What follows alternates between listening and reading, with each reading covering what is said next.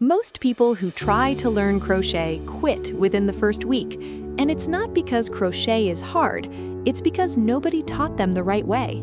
Here's the thing, there are hundreds of crochet tutorials out there, but most of them skip the stuff that actually matters.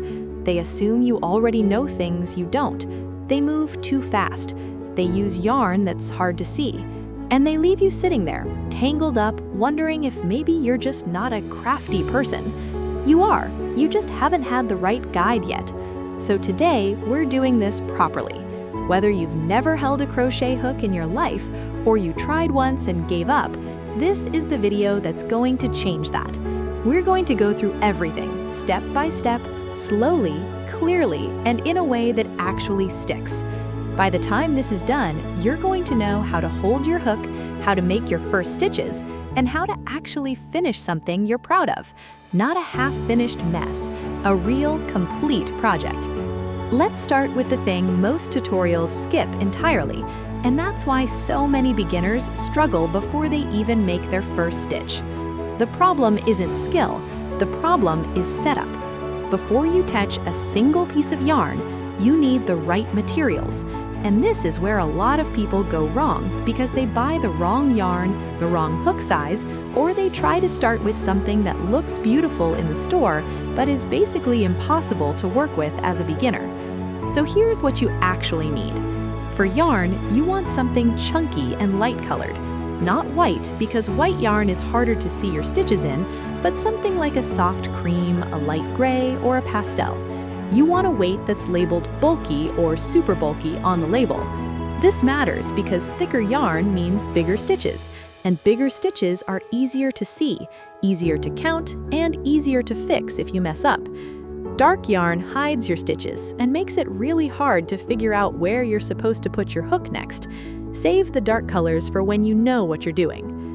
For your hook, if you're using bulky yarn, you want a hook that's somewhere between a 6mm and 9mm. Most beginner kits come with something in that range. If you're at a craft store, look at the yarn label itself. It usually tells you what hook size to use right on the back. That little recommendation exists for a reason. Now, hold your hook. Not like a pencil, not with a death grip like you're trying to strangle it. Hold it loosely, like you're holding a butter knife. Relaxed. Your hand should not be tense. This is something that seems small but makes a huge difference because if you're gripping the hook hard, your stitches end up tight and stiff, and then you'll struggle to push the hook back through them on the next row. There are two main ways people hold a crochet hook, the pencil hold and the knife hold. In the pencil hold, you hold the hook like you're writing. In the knife hold, your hand wraps around the top of the hook. Neither one is wrong. Try both and see which one feels less awkward. You'll naturally settle into the one that works for your hands. Now, the yarn. Your other hand is going to hold and guide the yarn. You want a little tension on it, not tight, just enough so that the yarn feeds smoothly. Most people loop the yarn around their index finger or wrap it around a couple of fingers to create that tension. Again, there's no single right way. What matters is that the yarn isn't flying loose or pulling so tight it fights you. Okay, you're holding your hook, you've got yarn in your other hand. Now we start. Every single crochet project starts with something called a slip knot. This is just a knot that goes on your hook and lets you begin your chain. Here's how you make one. Take your yarn and make a loop, kind of like the letter O. Now, take the tail end of the yarn and pull it up through that loop so you get a new, smaller loop. Put that smaller loop on your hook and pull both ends of the yarn gently until the loop sits snugly on the hook. Not tight, just snug. You should be able to slide it a bit. If it won't move, it's too tight, and you need to loosen it up. That's your slip knot. You just did the first step of every crochet project that exists. From here, we go into the chain stitch. The chain is your foundation. Before you can crochet rows and build something up, you need a starting row to work into, and that's what the chain gives you. Here's how you make a chain stitch. Your hook is through that slip knot. Now, bring the yarn over the hook from back to front. This is called a yarn over. Then, pull that yarn through the loop that's already on your hook, so you end up with a new loop on your hook. That's one chain stitch. It looks like a little V shape. Do it again. Yarn over, pull through. Another chain. Keep going. Yarn over, pull through. Yarn over, pull through. Make about 15 or 20 chains to start. Don't count super carefully yet. We're just getting the feel of it. What you're looking for is consistency. Each chain should look roughly the same size. If some are huge and some are tiny, that's okay.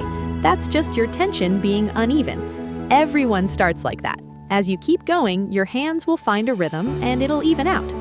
One thing to watch is don't crochet into the loop that's sitting on your hook. That loop on your hook doesn't count as a stitch. You'll always work into the stitches below it. This trips up almost every beginner at some point, so just keep it in the back of your mind. After your chain, let's talk about the single crochet stitch. This is the foundation of basically everything. If you learn one stitch before any other, make it this one. Turn your chain so you're looking at the bottom of it. You should see a row of V shapes. Count 2 V's from your hook. That second V is where you put your hook for your first single crochet. Push your hook through that V shape going under both strands of the V. Yarn over, pull the yarn back through the V, so now you have 2 loops on your hook. Yarn over again, pull through both loops. You have 1 loop on your hook. That was 1 single crochet. Move to the next V along the chain. Push your hook through, yarn over, pull through. 2 loops on your hook, yarn over, pull through both loops. 1 loop on your hook. Do that all the way to the end of your chain.